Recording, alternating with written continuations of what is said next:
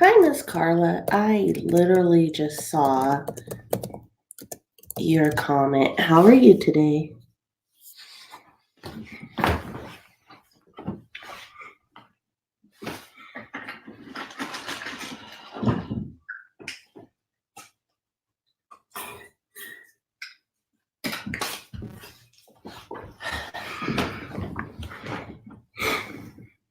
And happy Sunday as well. So odd. It shows me your comment, but it didn't show that you entered, but that's okay. So I will get started now because someone has entered. So I'm not sure if Miss Carla, you read the title. The title is called Phobia or Facts. And I really want to touch on this because, and I'm sorry if I'm out of breath. I just got finished working out. I literally was like running back to my house to get online because I was like, oh, I told somebody I'd be back on. No problem, Miss Carla. So, that being said, phobia or facts.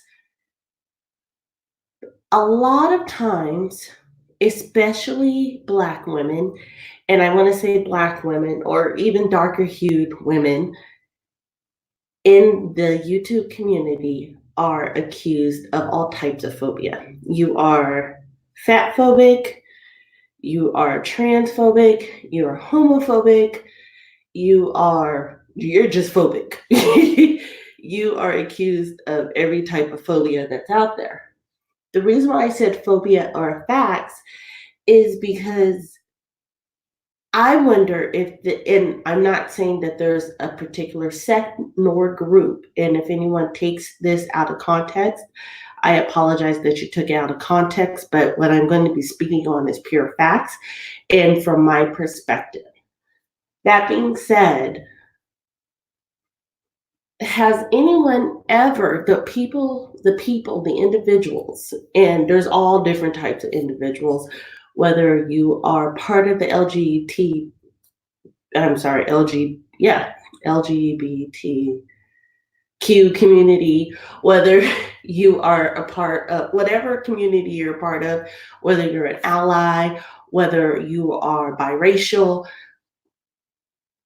any community that you're a part of other than being a dark-skinned Black woman, have you ever stepped out of the box and asked yourself, am I just using divisive words or divisive language in order to combat somebody that I don't like?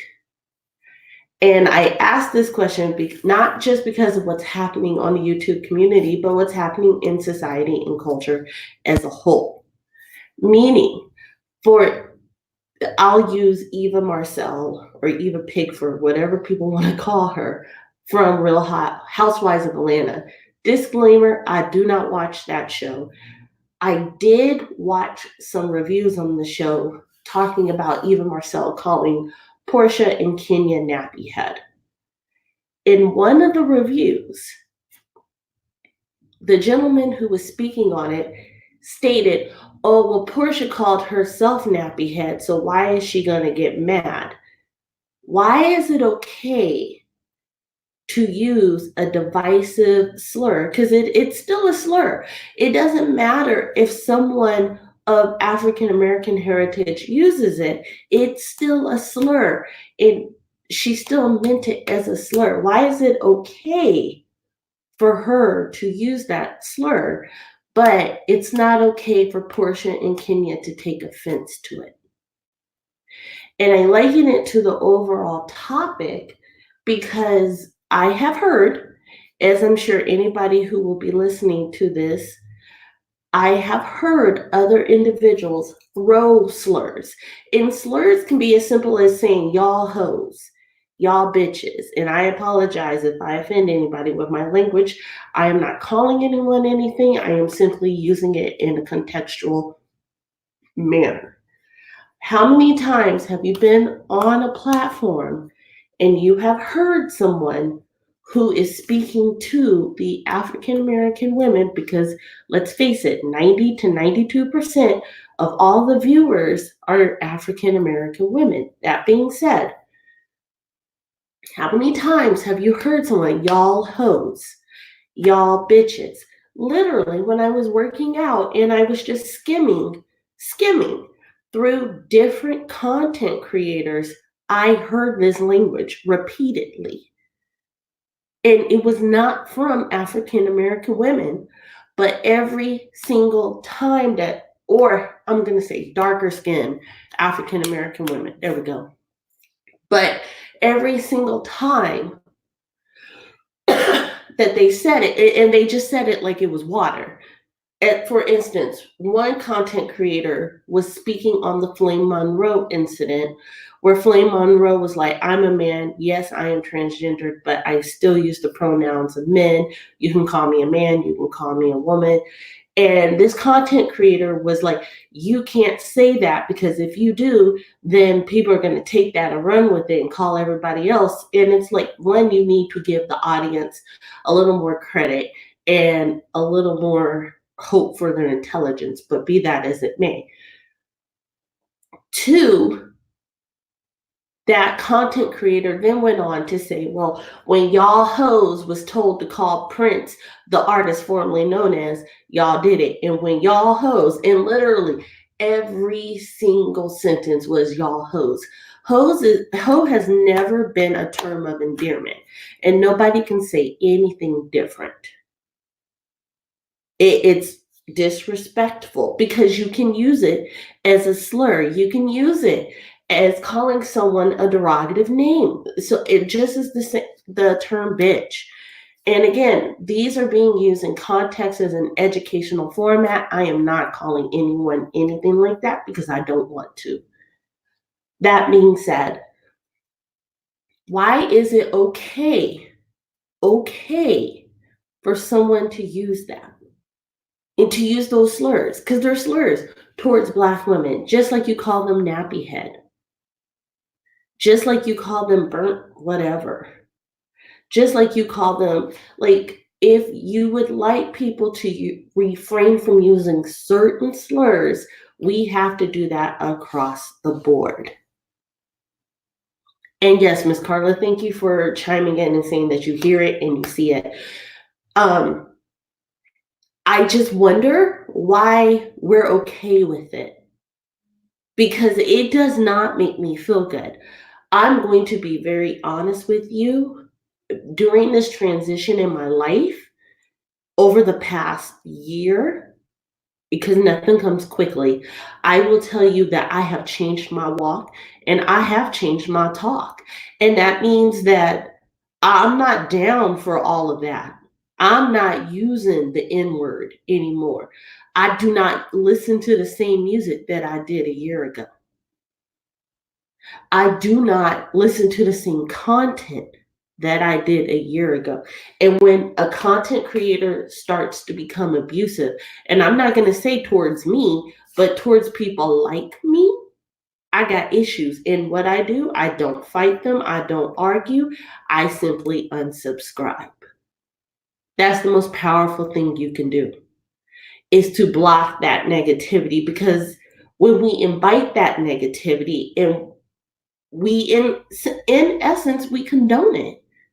And then once we condone it, when it gets to a point where enough is enough, or it's directly targeted towards us, we tend to go to that level. And then we are called all of the things. We are called as being insensitive and bitter. I actually heard, not 15 minutes before I started this live, another content creator call, and they were doing a review on Love and Marriage Huntsville, call one of the people a bitter Black baby mama. Mind you, the person who did this review was the color of Black, but they still had to refer to the woman as a bitter Black baby mama, which further pushes that perception and that idea of something that we are not. The color of your skin or the amount of melanin in your skin should not determine how you feel. It should not determine how you act nor react. And what I mean by that is you should not have to be the angry Black woman. You should be allowed to be angry, especially if the situation warrants it. Your skin and your sex and your gender should have no basis on it. And again, these are all phobias. I learned something from, and I will use this content creator's name because what this content creator, her name is Lailah Lynn, has been saying over the past couple of her videos. I actually did some research and she actually stated, hey, I'm going to be speaking on truth from now on. I'm going to be speaking on facts. And she introduced something called Mysgnoir. And I consider myself an educated person, but I have never heard of Mysgnoir. I did some research and it's an actual thing. It's a phobia or a hatred towards a group of women who happen to be dark-skinned Black women and women. So I know people are going like, oh, now they had to create their own thing. No, this isn't something that's newly created. This is something that's been there. We just finally put a label on it. Miss Carla is saying derogatory language being normalized, but it still cuts to the bone. We need to do better. Exactly. We, as individuals, we need to demand better. We don't need to just do better. We need to demand better. And thank you, Miss Carla, for saying Lailah Lynn. I'm going to put Lailah Lynn's link in my description box at the end of this live, and therefore everybody can go look at it for themselves and see what she's talking about. She's finally come from behind the camera, meaning she used to do all of those features where you would just see the video, the content she's talking about. She's in front of it. You can see that she's walking and talking in a brand new light. But circling back to what we were talking about,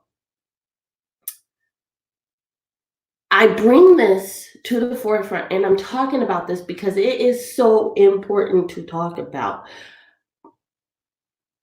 I did not realize, and I have no shame in saying my age. My age is 37, and you would not know that I'm 37 unless I tell you that I'm 37.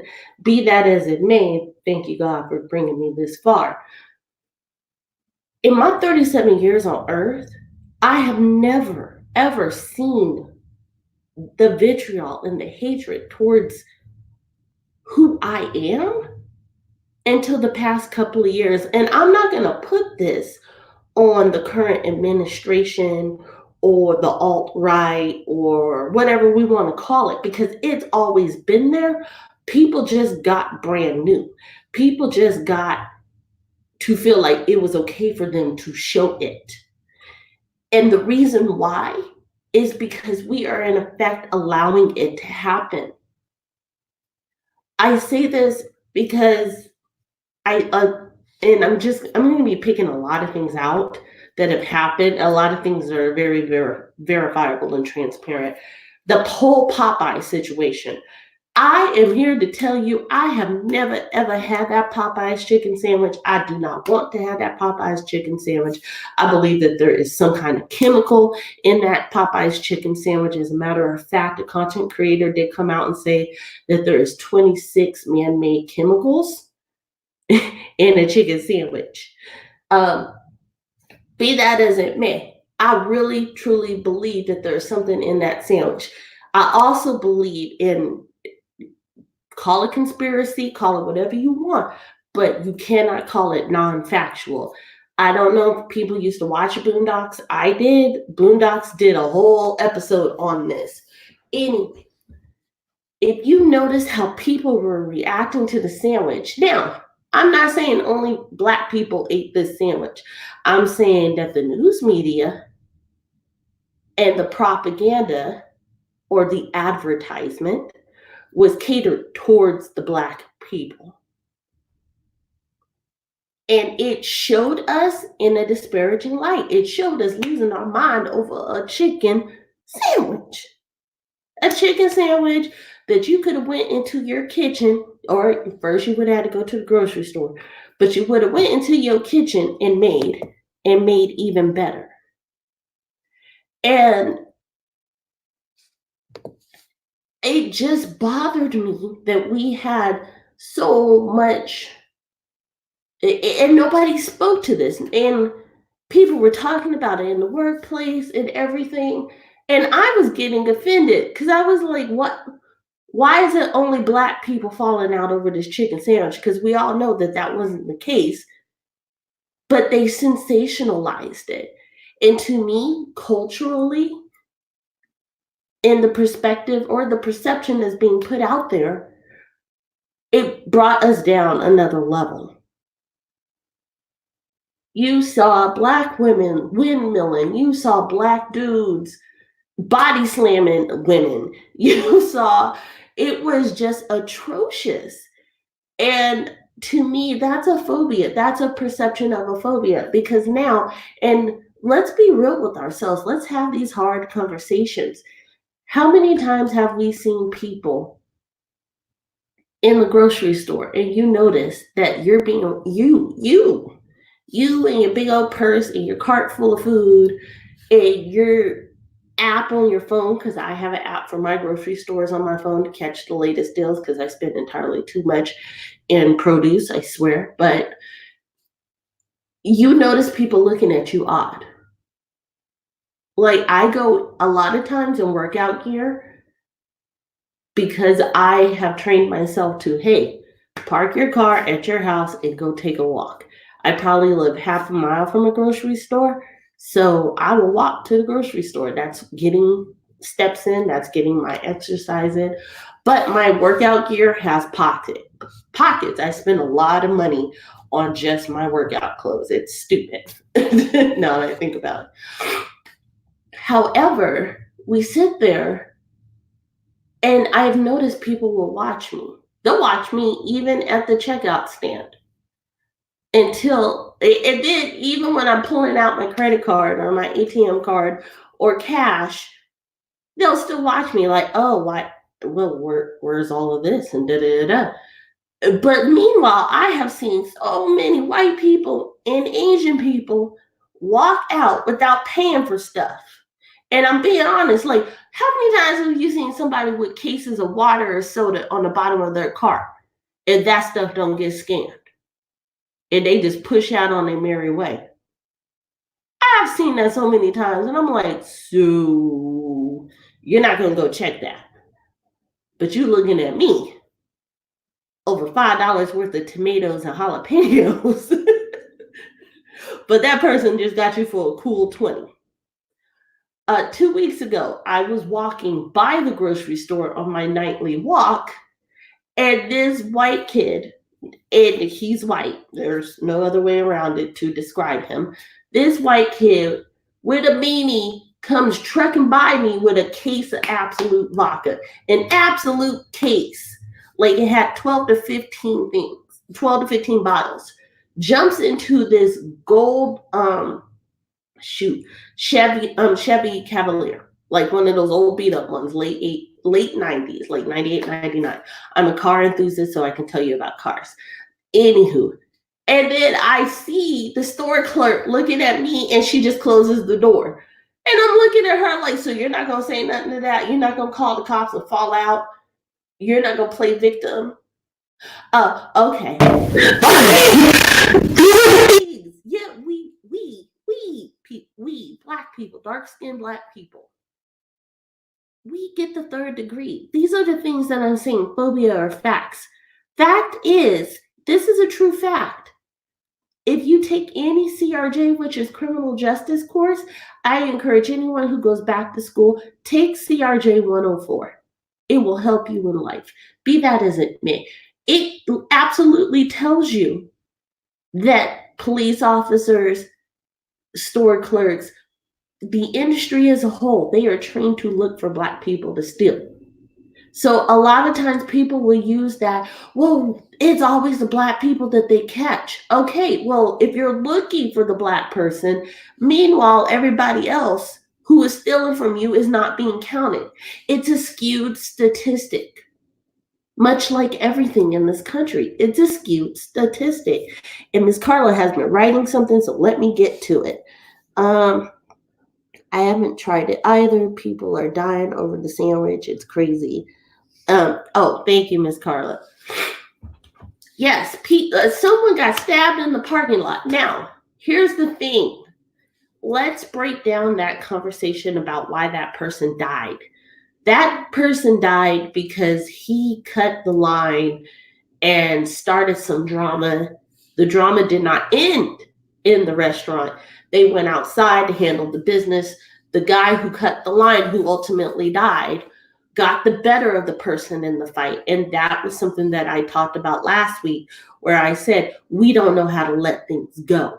We go to the death of it now. Whereas you used to get your butt whooped, or you used to whoop somebody's butt, and y'all just split ways.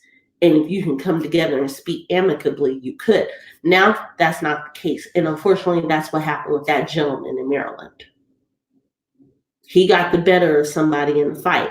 That person couldn't handle getting their butt whooped, and now they facing 20 to life. Period, point blank.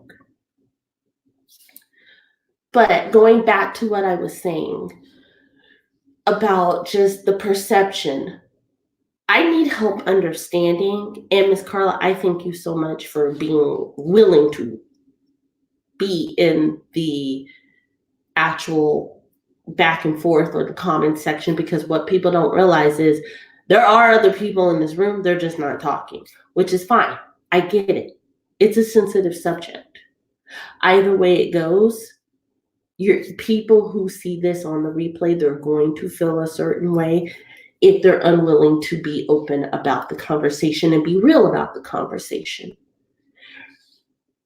I liken all of this to the further dissemination of the Black, and I hate the word Black, so the African American community. We are so divided within, we cannot hope to make things better for ourselves. It like that whole crab in the barrel, this is beyond crab in the barrel, because we literally have divided and redivided and redivided and redivided. And I'm going to break that down. In other words, you have dark-skinned African American women. They're at the bottom of every totem pole there is, of every totem pole. Every pole. We are at the very base. Then you have the lighter skinned African American women who get a couple of notches up because somewhere along the way, a little bit of melanin left their skin. So they're not used to the exact treatment of the darker skinned women. Then you have the African American men. And there is no true difference between being dark skinned and light skinned. They are all on the same platform. Because they are men, they are treated different than women. And as a result, they treat their women, the women who gave them life, different. Because that is what's being instilled in them. And we are doing nothing. We, the dark-skinned Black women, the Black women in general, we are doing nothing to change that. We are allowing them.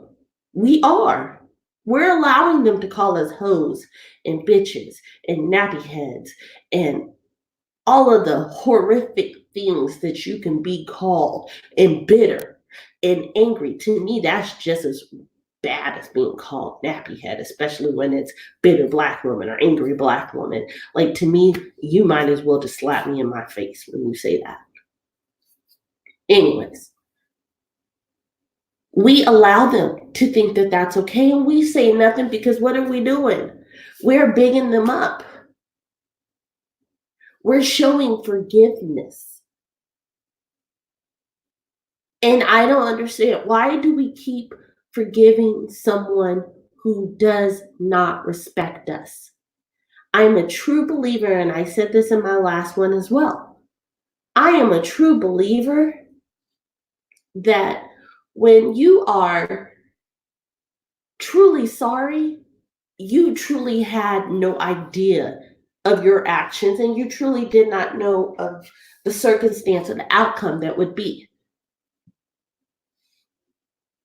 That's why I don't say I'm sorry unless I'm saying I'm sorry, like, hey, I'm sorry if you're going to take this other than the way I intended. Because I'm saying I'm sorry that you're unable to see it for what it is. I'm not apologizing for making you feel away. And that's just what it is. So when someone, and I am going to touch on some things that I know is going to be just bad. Let's talk about O.J. Simpson. Not about what he supposedly did or didn't do. I cannot speak on that. But what I can say is, remember how he did not have anything for us being the dark-skinned Black women, until he was on trial? The stories, not the rumors, the stories about him and how he treated Black women are rampant. Just look it up. But when he was facing life, who did he call? He called the Nation of Islam, and he called on the Black women, and he played to their feelings. He played to our emotions. He played the forgiveness factor. We have to stop forgiving people who have nothing for us.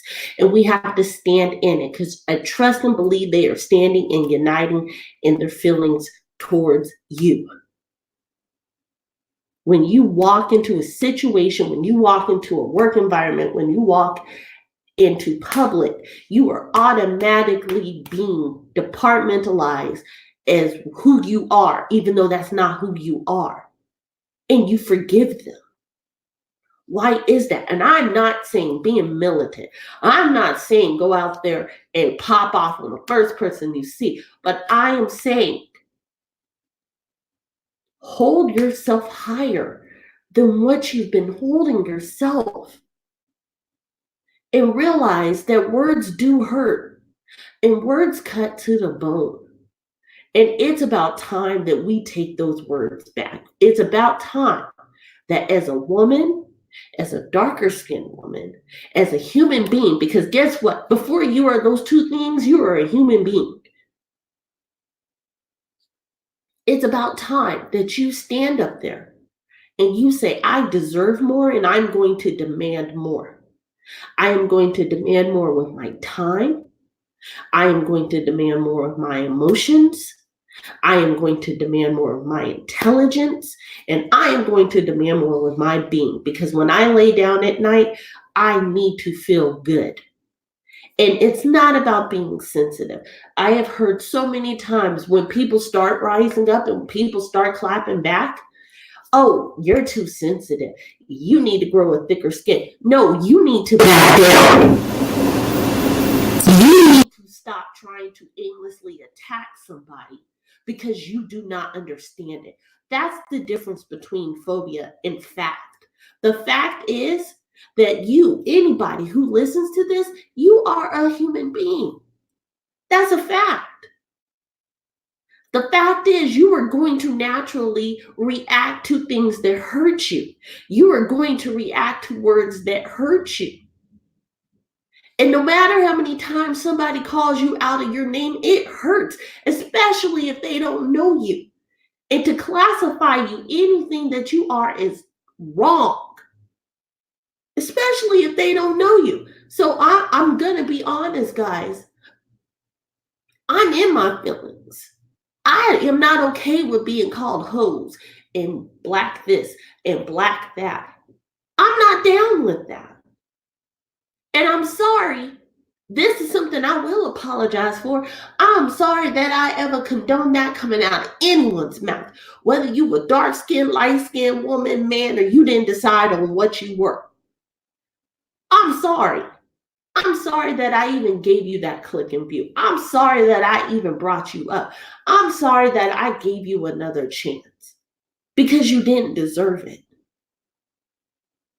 And I'm also over hearing people, oh, well, back in high school, or back in middle school, this one black girl gave me hell. So you gonna punish every other woman that you come across on earth for something that one person did. But when someone uses that same rhetoric or that same excuse, you're in your feelings. You shouldn't be held to that standard. Why do we do this to each other? And why do we allow it to happen? Why can we not just accept each other for who we are? And if you go have an issue with somebody, you have an issue based on what they did to you. And my color, and my gender, and the amount of melanin in my skin should not determine how you're going to react to it. It's as simple as that. So I really just wanted to come to you guys today with that because this is something that has been on my heart. And these are the things that have been on my mind. And these are the things that we need to talk about. I'm not going to say what any other content creator or any other vlogger, anybody needs to talk about because they do what drives them and they do what makes them happy. But I am going to say the viewers that drive those funds and drive that money, please love yourself a little bit more. And when someone is asking you or talking to you and talking to a mass of people and calling you hoes and bitches, and that's not a term of endearment. It really isn't. And if you think that it is, you have to start looking at things differently. Because it is just like, and I'll end with this, but it's just like using the N-word. You were sitting up there and you're like, you can't use the N-word because you have less than 25% black in you, but you can use the N-word because you're black. No, if you are using it in a derogative manner, no matter, it's all derogative. It's all derogative. The actual definition of the N-word is an ignorant person. Who wants to be called ignorant? That's it. Look in the dictionary. It means ignorant person. So when they were calling us that, and when they secretly call us that in their heads, they're saying we're unintelligent. Period, point blank. So knowing that, are you okay with being called that by anybody? No matter how much schooling you achieve, no matter if you have your associate's, master's, bachelor's, doctorate, no matter what, no matter even if you dropped out, do you really consider yourself ignorant? Do you really consider yourself unintelligent? If you do, then all right. But I don't. So I am no one's N-word. And I'm no one's property. So you cannot call me my N-word. I'm not going to be happy with it. There's just so many things, guys. And I have made the promise and I've been trying to be consistent and I'm going to be consistent, God willing, going forward. I am going to have these discussions. They're going to be between 30 and 45 minutes. Today, because it was a heavier discussion, it's going to be 45 minutes. So I got 7 minutes to go. That being said, we need to have these talks. We need to be okay with having these talks. And we need to spread these talks, not necessarily with me. I'm not everybody's cup of tea because, oh yeah, that's another thing. When you have a form of intelligence about you, you're trying to be something that you're not. No, absolutely not. I am absolutely intelligent. Sorry. Be that as it may. We need to spread these type of talks and these type of conversations. When you're in somebody else's chat, they're not going at someone directly. They're just, hey ho, hey bitch, hey, whose dick you sucking on tonight? We've all heard that. There are ways to say, hey, that's not chill. That's not cool. When somebody is going in on somebody, their color should not be a factor. They should not be a black anything. They should be whatever you think they are. But the word black or white or mongoloid, or because I've heard this, or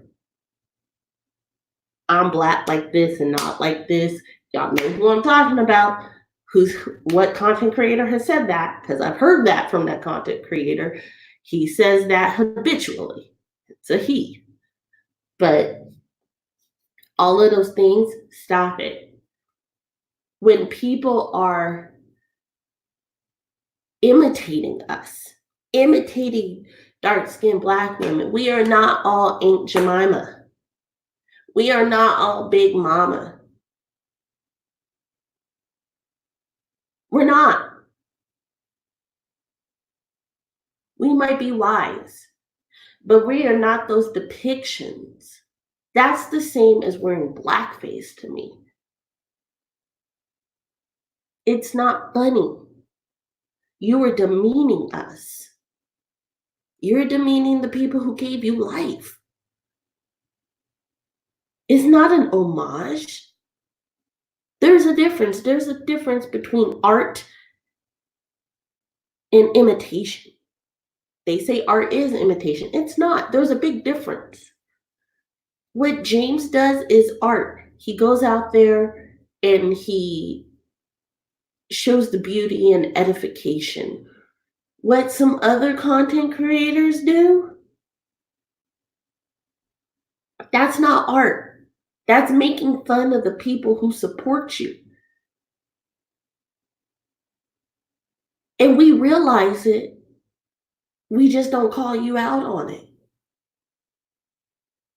That's the difference. It's not funny. It's harmful. It's hurtful. It's teaching people not to love who they are.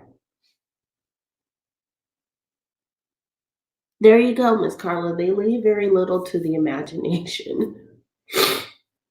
It's so sad.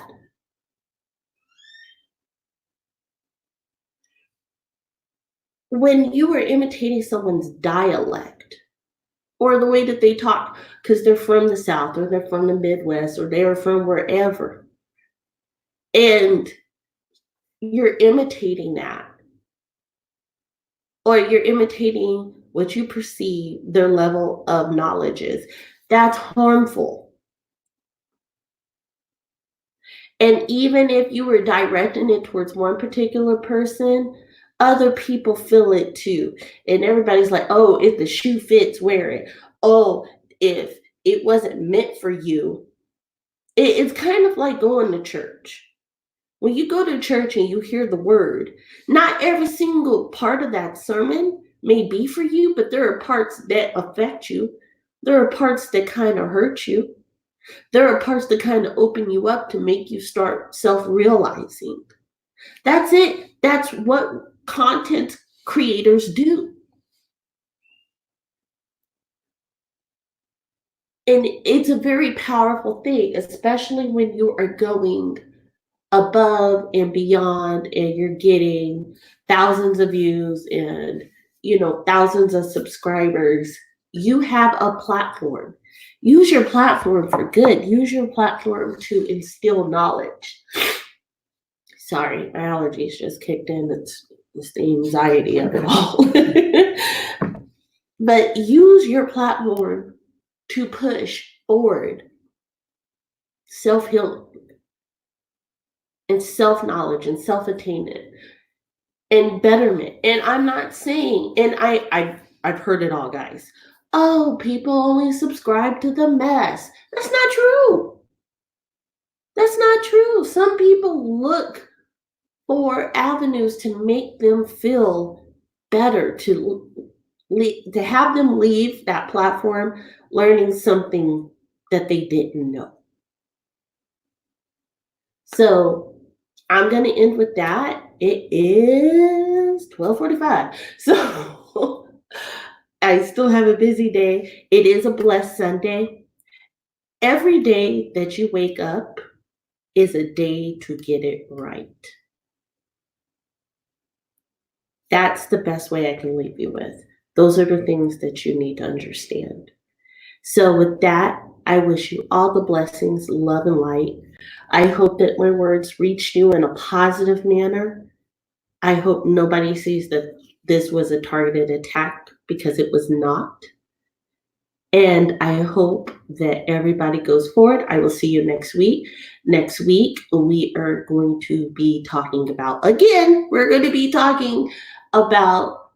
the current administration and the need for voting. So I probably will only have one person. Maybe I'll have 5 people. I don't know. But we will be talking about that, because we cannot complain if we are not willing to change. So with that, light and love, guys. You have a blessed day, and I'll talk to you soon. Thank you for listening. Bye.